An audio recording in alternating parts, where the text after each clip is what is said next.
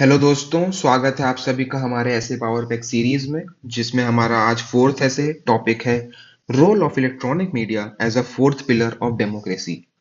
With the time जैसे modern era आया है, एडवांसमेंट हो रहा है टेक्नोलॉजी में, तो प्रिंट मीडिया के अलावा इलेक्ट्रॉनिक मीडिया का रोल बहुत ज़्यादा बढ़ चुका है। तो इलेक्ट्रॉनिक मीडिया के थ्रू जो इन्फॉर्मेशन हमको रिसीव होती है, आज इंस्टेंट इन्फॉर्मेशन हमको मिलती है। तो इंफॉर्मेशन जो है वो सही मिले, ये बहुत बड़ी जवाबदारी है हमारे इलेक्ट्रॉनिक मीडिया के ऊपर। तो चलिए आज डिस्कस करते हैं ऐसे के ऊपर, आगे बढ़ते हैं। सबसे पहले हम अपना syllabus international and national level issues, इस टॉपिक के अंदर आता है ये टॉपिक। तो आगे बढ़ते हैं और हम पी वाई क्यूज देख लेते हैं कि इस टॉपिक से रिलेटेड कौन कौन से प्रीवियस ईयर्स में टॉपिक आ चुके हैं अलग अलग एग्जाम्स में। Role of media in good governance, second है responsibility of media in democracy, third electronic media in the fourth pillar of democracy, challenges faced by electronic media and democratic system, fake news and misinformation, paid news media bias, role of social media in electoral politics and democracy, role of digital media in good governance and transparency, the power of electronic media and political awareness, electronic media and impact on public opinion। तो आज का topic complete करने के बाद आप इससे related जितने भी ऐसे इसके टॉपिक है उसमें आप लिख पाएंगे, जरूर कॉन्फिडेंस से लिख पाएंगे। तो चलिए शुरू करते हैं।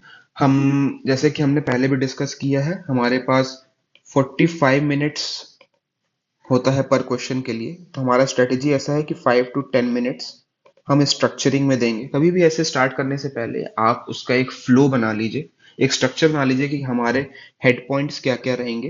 तो यहाँ पे हेड पॉइंट जैसे इंट्रोडक्शन, क्या रोल प्ले करता है इलेक्ट्रॉनिक मीडिया डेमोक्रेसी में, क्या चैलेंजेस हैं उसको इन डेमोक्रेसी, और क्या वे फॉरवर्ड होना चाहिए, क्या सॉल्यूशंस होने चाहिए, क्या गवर्नमेंट के पॉलिसीज हैं। फिर कंक्लूजन में हम कंक्लूड करेंगे। तो क्या करता हूं मैं कि ये हेडिंग्स लिखने के बाद पॉइंट्स जॉट डाउन कर लेता हूं कि क्या क्या चीजों को मेरे को इंक्लूड करना है। तो जब मैं ऐसे राइटिंग शुरू करता हूं तो एक फ्लो के साथ मैं लिख पाता हूं। तो चलिए शुरू करते हैं आज का टॉपिक विद इंट्रोडक्शन। जैसा कि हमको पता है कि इलेक्ट्रॉनिक मीडिया या मीडिया जो है वो फोर्थ फंडामेंटल पिलर है डेमोक्रेसी का। और मीडिया जो है वो अथॉरिटीज को अकाउंटेबल और गवर्नेंस को ट्रांसपेरेंट बनाता है। मॉडर्न एरा में देख रहे हैं तो डिजिटल जो इलेक्ट्रॉनिक मीडिया है उसमें टेलीविजन आता है, रेडियो आता है, और डिजिटल प्लेटफॉर्म जैसे यूट्यूब हो गया, अलग अलग सोशल मीडियाज हो गए। तो ये डिजिटल प्लेटफॉर्म भी एज अ मीडिया वर्क करते हैं। इससे हमको डेमोक्रेसी में तो फायदा मिलता ही है, और क्या होता है कि करप्शन और इनजस्टिस से भी बचने का मौका मिलता है। इलेक्ट्रॉनिक मीडिया क्या है, रिस्पॉन्सिबिलिटी। आप जैसे कोई भी चीजें चल रही हैं देश में, तो उस पर रिपोर्टिंग करके, और कोई करप्शन हो रहा है या कहीं पे कुछ हो रहा है तो स्टिंग ऑपरेशंस करके उसको उजागर कर सकते हैं। तो ये रोल मीडिया प्ले करता है। जैसा कि देखा है कि आर्टिकल 19 में the right to freedom of speech and expressions ये दिया गया है हमको, राइट फंडामेंटल राइट है हमारा। लेकिन उसके बाद भी जर्नलिस्ट और मीडिया को हमारा थ्रेट्स, अटैक्स और इंटिमिडेशन फ्रॉम गवर्नमेंट्स, इस तरीके के चैलेंजेस फेस करने पड़ते हैं। तो ये चैलेंजेस तो हैं, तो इसको ओवरकम करने के लिए हम आगे बात करेंगे इसमें क्या क्या चीजें हैं। तो मीडिया जो है, लेकिन वो मीडिया जो है वो डेमोक्रेसी को फॉरवर्ड बढ़ाता है, ट्रुथ, जस्टिस और इक्वालिटी को सामने लेके आता है। तो ये सब जो वर्क है वो इलेक्ट्रॉनिक मीडिया के माध्यम से और बढ़ चुका है, क्योंकि इंफॉर्मेशन जब इंस्टेंट तो मिल रही है, लेकिन करेक्ट इंफॉर्मेशन मिले, राइट इंफॉर्मेशन मिले। क्योंकि miss information can be dangerous, वो डेंजरस हो सकता है। कोई इंफॉर्मेशन नहीं मिली, कोई बात नहीं, लेकिन गलत इंफॉर्मेशन मिल गई, अगर सही की जगह गलत मिल गई तो बहुत सारा डेंजरस एक्टिविटीज हो सकती है। तो चलिए आगे बढ़ते हैं। हम कुछ कोट्स डिस्कस कर सकते हैं अपनी इंट्रोडक्शन में। आप कुछ कोट्स भी इंक्लूड कर सकते हैं, जैसे कि freedom of press is not just important to democracy, it's a democracy. Okay, then the functions of the press in a society is to inform, but its role in democracy is to make sure that the powerful don't get unchecked। तो media एक control का काम करती है government के ऊपर, officials के ऊपर। क्योंकि विद द पावर लोग गलत करना शुरू कर देते हैं, उनके अंदर अहम आ जाता है कि आज तो मेरे पास पावर आ गई है, अब मैं कुछ भी कर सकता हूँ। तो आप कुछ भी नहीं कर सकते हैं, with the rules with the regulations आपको फॉलो करना पड़ेगा, उसी हिसाब से चलना पड़ेगा। तो ये मीडिया जो चेक्स एंड बैलेंसेस है वो मीडिया रखती है। तो और भी मैंने कोट्स रखे हुए हैं आपके लिए, आप उसको पढ़िएगा और गो थ्रू होइएगा। तो अब हम सबसे पहले देखते हैं कि क्या रोल प्ले करता है प्रमोट डेमोक्रेसी के लिए, इलेक्ट्रॉनिक मीडिया क्या रोल प्ले कर रहा है। ओके, तो electronic media revolutionize the way people access and consume information. Print media के जमाने में हम देखते थे कि डिस्ट्रीब्यूशन कंस्टेंट, जब न्यूज़पेपर हमारे घर पे आ रहा है सुबह सुबह, तभी हमको न्यूज़ पता चल रही है कल की जितनी हो गई है। लेकिन इलेक्ट्रॉनिक मीडिया जो है रियल टाइम बेसिस में हमको न्यूज़ प्रोवाइड करा रहा है। ओके, जिससे क्या है कि हम पॉलिटिकल सोशल इकोनॉमिक डेवलपमेंट के बारे में तुरंत जान पा रहे हैं, और चेक्स एंड बैलेंसेस गवर्नमेंट पे तो लग ही रहे हैं। तो सबसे पहला रोल तो ये है कि सिटीजन्स को इन्फॉर्म करता है कोई भी पॉलिसीज इश्यूज के बारे में, और गवर्नमेंट और पीपल के बीच में एज अ ब्रिज काम करता है इलेक्ट्रॉनिक मीडिया, उनको जोड़ता है। दूसरा है एज अ वॉच डॉग काम करता है, कि जैसे मान लीजिए कोई भी पॉलिसीज गवर्नमेंट की आ रही हैं, कुछ भी गवर्नमेंट ऑफिशियल्स ने अनाउंस किया तो उसको स्क्रूटनाइज करने का काम, लाइव रिपोर्टिंग करने का, करप्शंस हो रहे हैं तो उसको एक्सपोज करना, ह्यूमन राइट वायलेशंस हो रहे हैं तो उस पर बात करना। तो उससे क्या होता है कि सरकार पे भी एक प्रेशर बढ़ता है कि आपको सही करना है, गलत नहीं करना है। तो ये एक बहुत अच्छा रोल प्रोवाइड करता है media. Public debates platforms provide करता है कि पब्लिक डिबेट पब्लिकली लोग आके बात कर पाए उस टॉपिक्स पे, अलग अलग पॉलिटिकल इश्यूज पे। मोबिलाइजेशन ऑफ पब्लिक ओपिनियन, जैसे मान लीजिए बात है कि फार्मर्स की कुछ डिमांड्स रही, तो फार्मर्स फार्मर्स प्रोटेस्ट कर रहे थे, फार्मर्स अपनी बातों को रख रहे थे, वो किसके माध्यम से रख पा रहे थे? मीडिया के माध्यम से। अगर मीडिया नहीं होती तो वो मान लीजिए ऑफिशियल तरीके से गवर्नमेंट के पास में जाके अपनी मांगे रखते, लेकिन वो पूरे देश को पता नहीं चल पाता।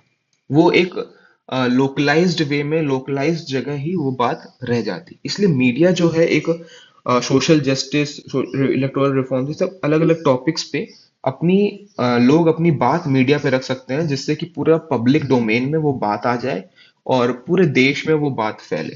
तो मीडिया एक बहुत इंपॉर्टेंट काम ये मोबिलाइजेशन ऑफ पब्लिक ओपिनियन का करती है। लास्ट में एक काम है पब्लिक अवेयरनेस एंड एडुकेशन। तो एक पब्लिक में पूरा अवेयरनेस प्रोवाइड करती है, कोई भी क्रिटिकल इश्यूज चल रहे हैं। ओके, तो उसका एक्सपर्ट ओपिनियंस, एक्सपर्ट्स को बुलाती है, डिबेट एंड डिस्कशंस होता है, और फ्रूटफुल कुछ सॉल्यूशंस निकल के आते हैं। तो क्या है कि लोगों के अंदर भी जागरूकता आती है, अवेयरनेस आती है, और वो एक रिस्पॉन्सिबल सिटीजन्स बन पाते हैं, फंक्शनिंग ऑफ डेमोक्रेटिक इंस्टीट्यूशन समझ पाते हैं कि किस तरीके से फंक्शन करता है, क्या होता है। और इससे क्या है कि वो एडुकेट भी होते हैं और उनको इंफॉर्मेशन भी मिलती है। तो ये रोल जो है मीडिया प्ले कर रहा है। तो इस तरीके से अगर आप अपना इनकॉर्पोरेट करेंगे चीजों को ऐसे में, तो बहुत अच्छा ऐसे बनेगा। अब हम देखते हैं कि क्या चैलेंजेस फेस करना पड़ रहा है मीडिया को डेमोक्रेसी में। तो सबसे पहला चैलेंज है मीडिया बायस। क्या होता है कभी कभी कि इंफॉर्मेशन तो हम जैसे मान लीजिए किसी टॉपिक पे, किसी क्रिटिकल इश्यूज पे हम दे रहे हैं, लेकिन कभी कभी मीडिया जो है वो बायस्ड हो जाती है और डिस्टॉर्ट करके इंफॉर्मेशन को शो करते हैं। ओके, पोलराइज हो जाते हैं, पब्लिक ओपिनियन, एक ही तरह के पब्लिक ओपिनियन का इंफॉर्मेशन जा रहा है, वही जा रहा है। क्यों हो पाता है ये मीडिया बायस, क्यों हो जाता है? क्योंकि पॉलिटिकल इन्फ्लुएंस है, corporate entities lead to bias reporting, corporate का प्रेशर आ जाता है। तो अलग अलग तरह से प्रेशर्स जो अलग अलग इंस्टीट्यूशन के थ्रू आते हैं मीडिया के ऊपर, उसके कारण मीडिया बायस्ड होने लगती है। लेजिटिमेसी का इशू है। इलेक्ट्रॉनिक मीडिया के थ्रू हमको ये पता है कि बहुत ही क्विक वे में हमको इंफॉर्मेशन मिल रही है, लेकिन क्या है कि इंफॉर्मेशन सही है कि नहीं है, उसके फैक्ट चेक्स हुए हैं कि नहीं हुए हैं, है ना? तो वो चीज बहुत जरूरी होता है। तो लेजिटिमेसी का अ, होना उस न्यूज के लिए बहुत जरूरी है। तो ये सब चीजें शो चैलेंजेस फेस करना पड़ रहा है। Government censorship. अब गवर्नमेंट क्या होता है कि सेंसर लगा देती है, कोई बहुत बड़ा इशू चल रहा है कहीं पे, है ना, तो कंप्लीट सेंसरशिप कर दिया, वहां पे मीडिया बैन कर दी। जैसे कश्मीर में कुछ पिछले, जब 370 हटाया गया था, तो उस समय मीडिया का बैन कर दिया गया, वहां पे कोई रिपोर्टिंग नहीं हो रही थी। तो इस तरीके से अलग अलग जगह कंप्लीट सेंसरशिप कर दी जाती है, इमरजेंसी के टाइम पे भी। इमरजेंसी के टाइम पे भी मीडिया को बैन कर दिया गया था। ओके। देन फेक न्यूज, सबसे बड़ा चैलेंज आज के टाइम पे फेक न्यूज है। न्यूज सही मिले ना मिले, लेकिन फेक न्यूज ना मिले, क्योंकि कंफ्यूजन और मिस इन्फॉर्मेशन फैलता है। ओके। क्रेडिबिलिटी खत्म हो जाती है कोई भी चीज की। बहुत सारे इंसिडेंट्स ऐसे हो जाते हैं कि लोगों की जान चली जाती है। तो फेक न्यूज से बहुत ज्यादा हमको बच के रहना चाहिए। और फैक्ट चेक्स जब तक नहीं कर लें कोई भी न्यूज, हमारी नैतिक जिम्मेदारी है, एथिकल मोरल जिम्मेदारी है हमारी, कि हमको कभी भी कोई भी न्यूज ऐसे व्हाट्सएप में या कोई भी डिजिटल मीडिया में, सोशल मीडिया में फॉरवर्ड नहीं करना है। फिर उसके बाद आता है मीडिया ट्रायल। ओके। कभी कभी क्या होता है कि कोर्ट में केस चल रहा है, सुप्रीम कोर्ट में केस चल रहा है, लेकिन जब लेकिन मीडिया ने पहले ही उसको घोषित कर दिया कि भाई यही गुनहगार है। ओके, तो नैरेटिव चलने लगता है जिससे पर्सन को गिल्टी फेस कर देता है। और इस प्रोसेस में वो बहुत ज्यादा अपने आप को, मतलब वो परेशान हो जाता है। लेकिन ऐसे ही मैड्रिड का प्रिंसिपल कहता है, on the relationship between media and judicial is independence.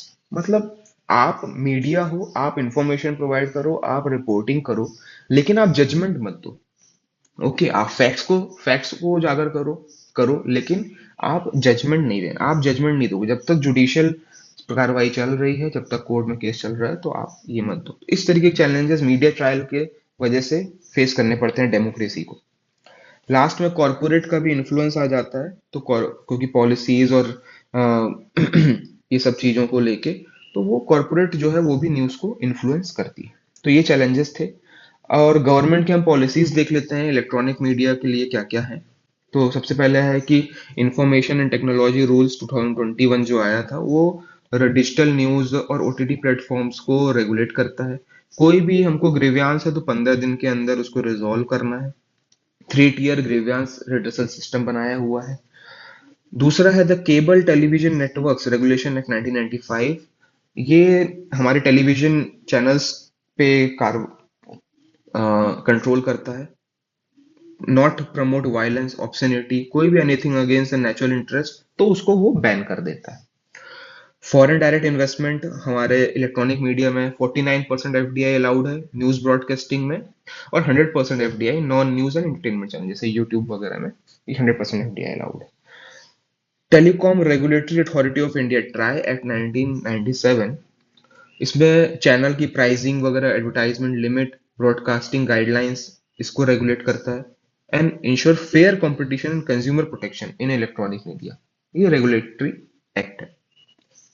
Prasar Bharati act 1990, जो इसमें इसके अंडर दूरदर्शन और ऑल इंडिया रेडियो को ऑटोनॉमस पब्लिक ब्रॉडकास्टर्स बनाया गया है, और इंश्योर करता है कि फेयर और अनबाइज्ड न्यूज सबके सामने लाई जाए। तो अब हम बात करते हैं आगे सॉल्यूशंस एंड वे फॉरवर्ड की। तो जितने भी चैलेंजेस हमने देखे, तो उसका क्या सॉल्यूशन और वे फॉरवर्ड है। सबसे पहले तो फैक्ट चेकिंग बहुत जरूरी है। ओके। कोई भी बायसनेस नहीं होना चाहिए। कॉम्प्रिहेंसिव फैक्ट चेकिंग मैकेनिज्म बनना चाहिए। कोई भी न्यूज चैनल है, कोई भी मीडिया, इलेक्ट्रॉनिक मीडिया है, तो वो वेरीफाई करे पहले न्यूज को, उसके बाद ही पब्लिक डोमेन में उसको लाए। क्योंकि पब्लिक डोमेन में अगर एक बार आ गई और वो गलत न्यूज है, तो ऐसे बहुत सारे डेंजरस आउटकम्स हो सकते हैं जो फेस करना पड़े। डाइवर्स पर्सपेक्टिव प्रोवाइड कराना बहुत जरूरी है। एक ही नैरेटिव में जाना गलत है, हमको दोनों तरफ की बातें सुनना बहुत जरूरी है। तो ये मीडिया का काम है कि कोई भी इंसिडेंस अगर होता है तो उसमें फैक्ट चेक्स करें, उसके बाद डाइवर्स पर्सपेक्टिव लें। और जो पावर में है, जो अथॉरिटी पावर में है, उसको अकाउंटेबल रहना पड़ेगा। तो अकाउंटेबल कैसे रहेगा, तो जवाबदेही कैसे सेट होगी, तो आप मीडिया एक बहुत बड़ा रोल प्रोवाइड कर सकता है उस पे। फिर फॉस्टर पब्लिक डिस्कोर्स, मतलब मान लीजिए एक मीडिया जो है वो डिबेट एंड डिस्कशंस का प्लेटफॉर्म, एज अ प्लेटफॉर्म के लिए रोल प्ले करे, और लोगों को अपनी आवाज रखने का एक मौका जरूर देना चाहिए। अवॉइड बायस, बायस को खत्म करना है। एड्रेसिंग ऑनलाइन हरासमेंट और जर्नलिस्ट को बहुत सारा हरासमेंट और ये सब चीजें फेस करनी पड़ती है, तो इसको एड्रेस करना बहुत इंपॉर्टेंट है। ओके। और सेफ्टी और फ्रीडम ऑफ एक्सप्रेशंस को भी ध्यान में रख के मीडिया को उनका काम करने देना चाहिए। फिर इंकरेजिंग मीडिया लिटरेसी, लोगों को ये पता चलना चाहिए कि कैसे मीडिया वर्क करता है, किस तरीके से वो परफॉर्म करता है, कैसे वो इंफॉर्मेशन इकट्ठा करता है, कैसे उसको करना चाहिए, और रिलायबल और अनरिलायबल सोर्सेस को कैसे पहचाने, ये लोगों को बताना बहुत इंपॉर्टेंट है। आज के टाइम पे अवेयरनेस ड्राइव्स करना चाहिए। तो ये सब चीज़ों से क्या होगा कि फेक न्यूज़ और जो रियल न्यूज़ है उस पर पता चल पाएगा कि क्या डिफरेंस है। Legal protection legal protection provide कराना चाहिए। Okay, government could consider enacting a law that specifically protect journalist and media. तो ऐसे लॉज लेके आने चाहिए। इंडिपेंडेंट जर्नलिज्म को भी प्रमोट करना चाहिए, जिससे क्या होगा कि हमारे यूथ जो है, जो एंटरप्रेन्योरशिप, जो स्टार्टअप्स करने चाहते हैं इसमें, तो उनको सपोर्ट मिले और एक अच्छा जर्नलिज्म निकल के आए, जिसमें कि हम इन्वेस्टिगेटिव रिपोर्टिंग को भी फंड होना चाहिए, community based media, okay, freelancing journalism, ये सब चीज़ों को प्रमोशन मिलना चाहिए। तो ये हम आगे स्टेप्स उठा सकते हैं।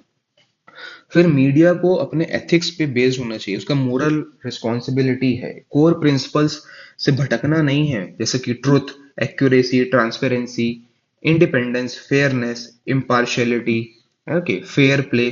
तो ये सब जो मीडिया के एथिक्स है उसको उस पर एडहेयर करना चाहिए, कहीं भी बायसनेस नहीं आना चाहिए। तब जाके एक बहुत सही हमारे डेमोक्रेसी का फोर्थ पिलर जो है वो बन पाएगा। तो आगे चल के एक लास्ट हम कंक्लूड करते हैं हमारे ऐसे को। तो कंक्लूजन में हमने जैसे पहले भी डिस्कस किया हुआ है कि हमको स्टार्टिंग से क्या रोल रहा है, क्या चैलेंजेस फेस करने रहे हैं और क्या वे फॉरवर्ड है, उसको पूरे ऐसे को हमको कंक्लूड करके सॉल्यूशन प्रोवाइड कराना है। तो जैसे कि पता है हमको, फोर्थ पिलर है हमारे डेमोक्रेसी का, और क्रूशियल रोल अदा करता है ensuring transparency, holding authorities accountable, okay, और रियल टाइम इंफॉर्मेशन हमको मिलती है, जिससे कि public awareness, investigative journalism, free speech, इसको बढ़ावा मिलता है। लेकिन कुछ चैलेंजेस भी इलेक्ट्रॉनिक मीडिया को फेस करने पड़ रहे हैं आज के टाइम पे। सबसे पहला तो मीडिया बायस है, फेक न्यूज सबसे सबसे बड़ी चैलेंज है, censorise sensationalism, threats to press freedom, digital divide भी एक इशू है कि सब जगह इंफॉर्मेशन नहीं पहुंच पा रही है। तो ये सब चीजों को भी ओवरकम करने के लिए जो वे फॉरवर्ड्स हैं कि press freedom protections, ethical journalism को बढ़ाया जाए, मीडिया में लिटरेसी लाई जाए, लिटरेसी प्रमोट किया जाए, अनबायस्ड रेगुलेशन, ये सब चीजों को हमको इनकॉर्पोरेट करना है। और वे फॉरवर्ड में इस तरीके की चीजों को हम अगर लिखेंगे तो बहुत अच्छा ऐसे हमारा निकल के आएगा। और लास्ट में हम एक कोट लिख सकते हैं, the power of media in in its ability to serve as a check on power. तो इस तरीके से जब हम ऐसे को कंक्लूड करते हैं और ये सब पॉइंट इनकॉर्पोरेट करेंगे तो हमारा ऐसे बहुत बेहतरीन बनेगा। तो चलिए, आज का टॉपिक यहीं खत्म होता है। थैंक यू आप सभी को, और होप आप सभी लोग की पढ़ाई अच्छी चल रही होगी और आप ऐसे की प्रैक्टिस जरूर कर रहे होंगे। अगला टॉपिक ऐसे का क्या रखना है आप प्लीज कमेंट करिए और बताइए, उस पर हम बात करेंगे। Thank you.